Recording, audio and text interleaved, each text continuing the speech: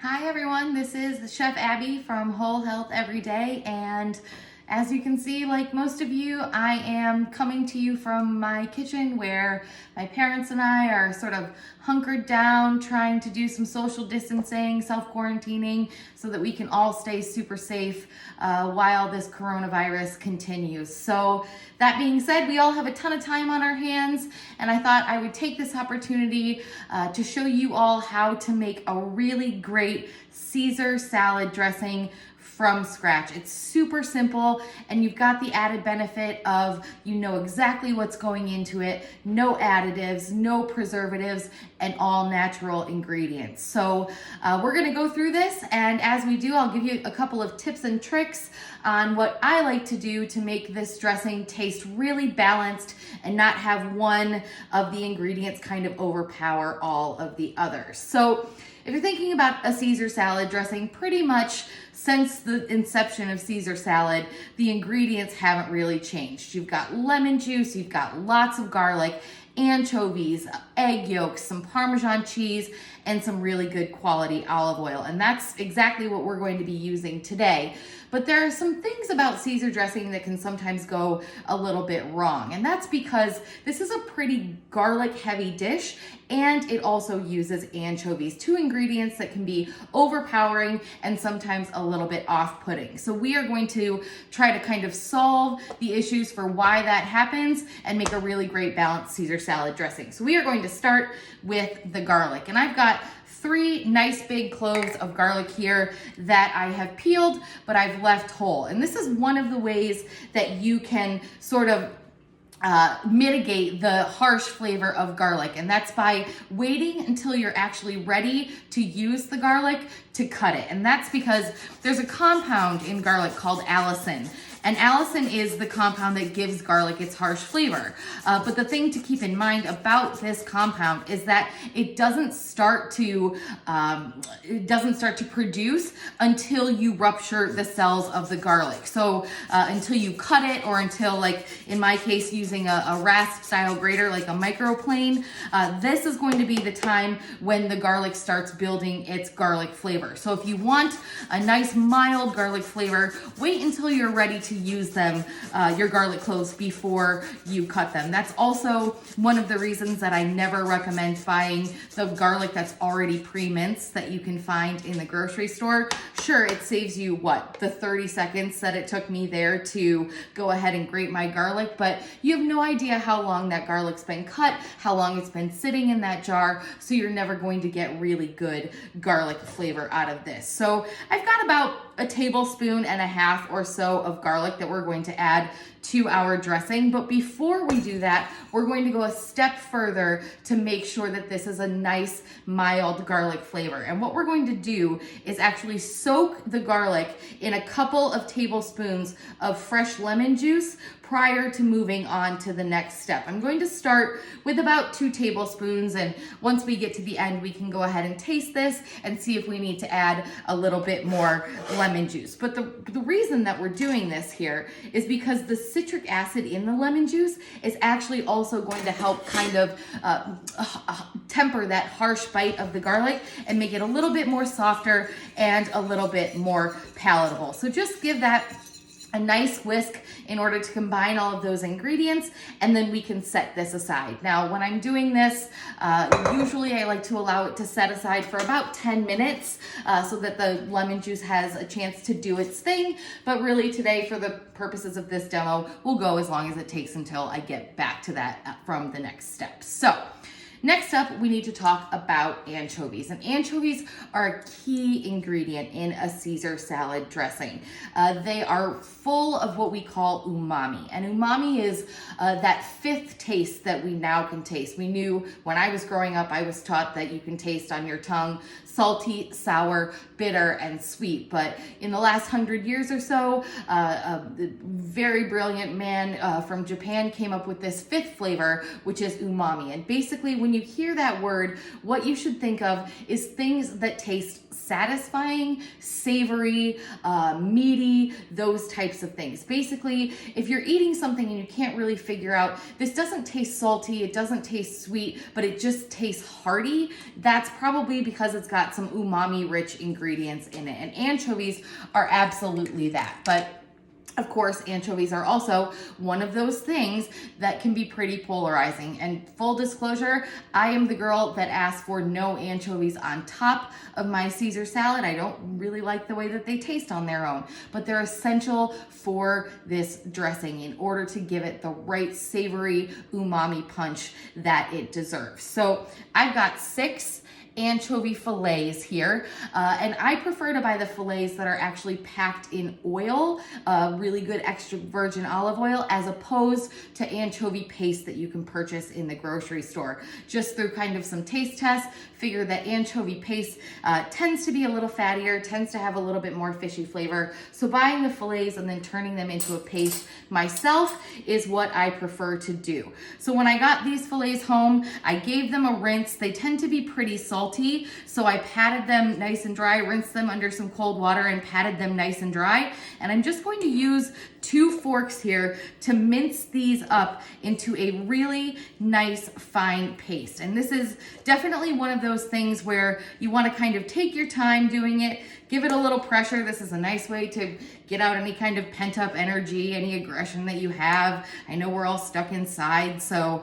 give yourself a little exercise as well, and get this into a nice fine paste. And the reason that you basically want to take the time to do this is because we want this to really meld into the dressing. If you've done this correctly and you've taken the time to mince your anchovies properly, you won't even know that they are there. They're just going to kind of fold into the rest of the dressing, but give you that really great savory flavor that we're looking for and that signature flavor that Caesar salad dressing has. So as you do this, you'll notice that it just basically turns itself into a paste, and then you can go ahead and move on to the next step. That looks pretty good.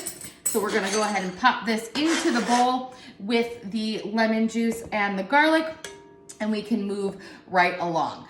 Now, the next thing to keep in mind is that this is a salad dressing, and what a salad dressing needs in order to be a good salad dressing is to be a very stable emulsion. And what I mean by emulsion is a suspension of fat and liquid. And that's the way that you allow the salad dressing to cling to your greens and not kind of just slide off into the bottom of the bowl and just sort of sit there in a pool.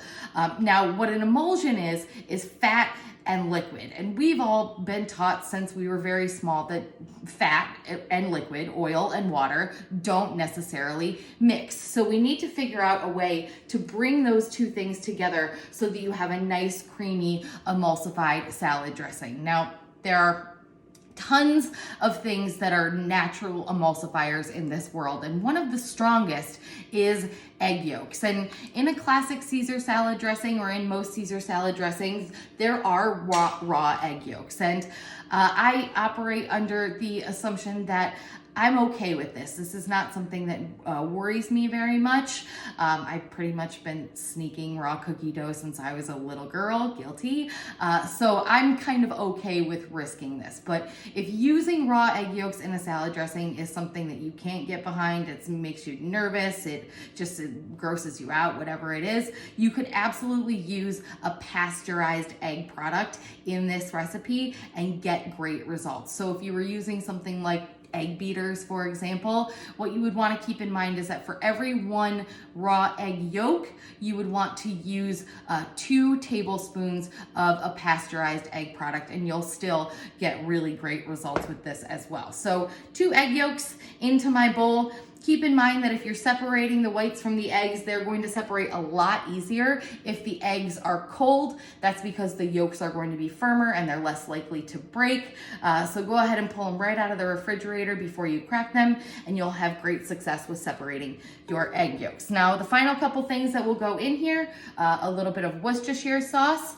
This is also an ingredient that's super rich in those glutamates and that umami flavor that's going to make this taste really savory and satisfying. satisfying. And because I happen to like very spicy food, I am also going to add just a pinch of cayenne pepper in here. This is a completely optional ingredient, but it just gives it a little kick on the back end that I find to be very satisfying. So we've got the majority of our ingredients in our bowl, so we're just going to whisk these together to make sure that they are nice and combined, and we will start adding in our oil. Now, when we're talking about salad dressings, usually when I'm making fresh salad dressings at home, I like to use a really, really good, high quality, extra virgin olive oil because it's got bright, robust flavor. It's very fruity, and it just tastes great. But for this Caesar salad, the extra virgin olive oil can tend to be a little bit overwhelming. So today I'm actually using a combination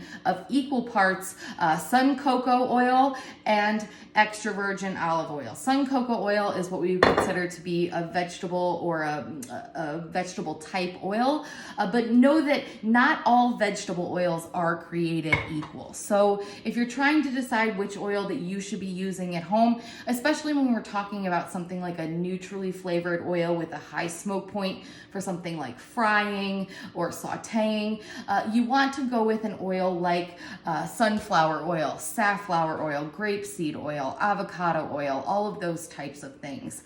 They're going to be much healthier for you. Most of them are not refined, so they're going to be better for you in that capacity, and they also taste great. So we're just going to start whisking in our oil to the rest of our mixture, and I'm going to do this really slowly because the slower that I can do this, the better emulsified this dressing is going to be. And you'll also note that instead of kind of whisking around and around in a circle like this, I'm whisking in a back and forth motion.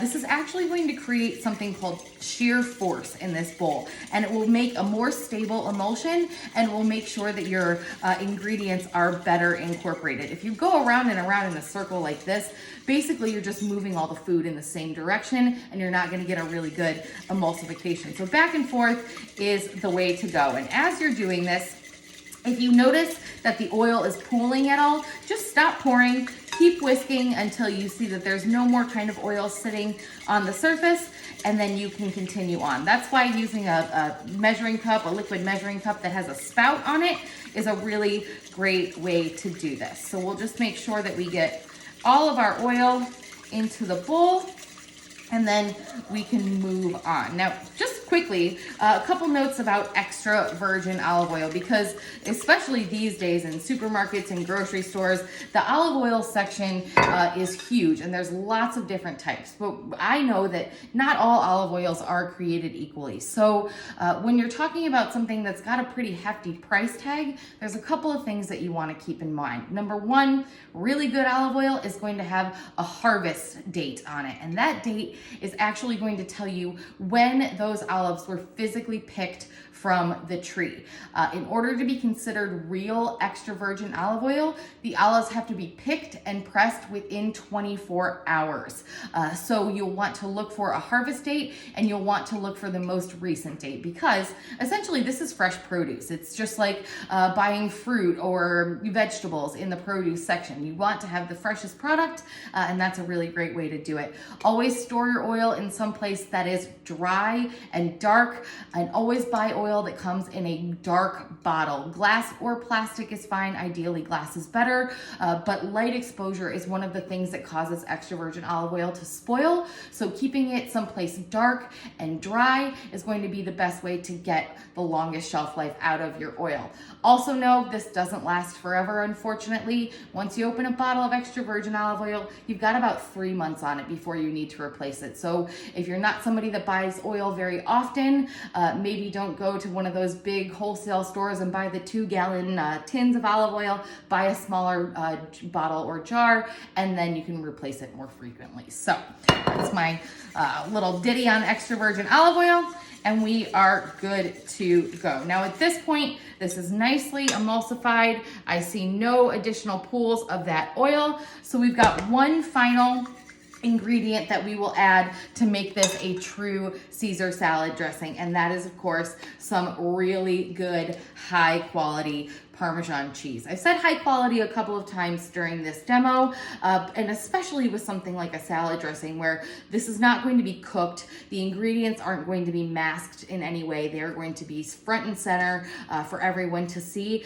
The quality of your ingredients is super important. So with Parmesan cheese, just like with extra virgin olive oil, all of the Parmesan cheeses that you find in the grocery store are not created equal. And if you get a piece of Parmesan cheese that is authentic Parmigiano Reggiano from Italy, it will actually have a stamp on the rind saying Parmigiano Reggiano. This is going to be the best tasting Parmesan cheese, the most complex, and also, incidentally, the most expensive. So if you're going to pay a heavy price tag for it, you want to make sure that you're getting the good stuff. So look for that rind, make sure it says Parmigiano Reggiano on it, and you will be good to go. So this is 1 ounce or half a cup of Parmesan cheese, and I just used a grater like this, a rasp style grater, to grate this so it's really nice and fine, and it will just melt right into the rest of the dressing. Again, provide more of that savory flavor that we're looking for,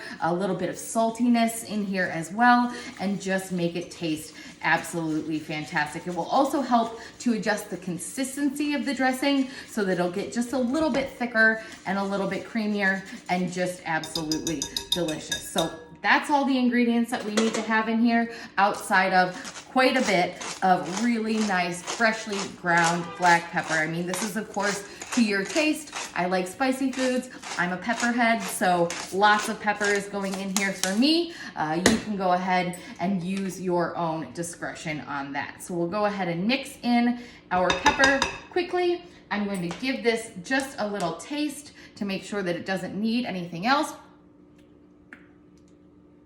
It's perfect. The amount of acidity is perfect. You get that saltiness from the cheese and the Worcestershire, so there's no need to add any additional salt to this.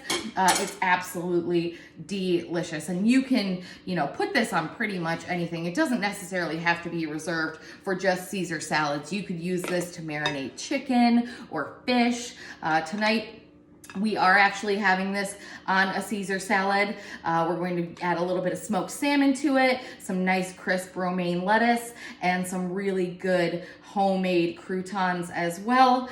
So I'm really looking forward to having this for dinner this evening.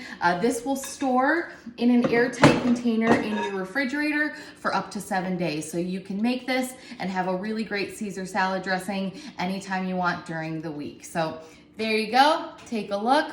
Bon appetit, everyone. Stay safe, stay healthy, and have a great day. See you soon. Bye.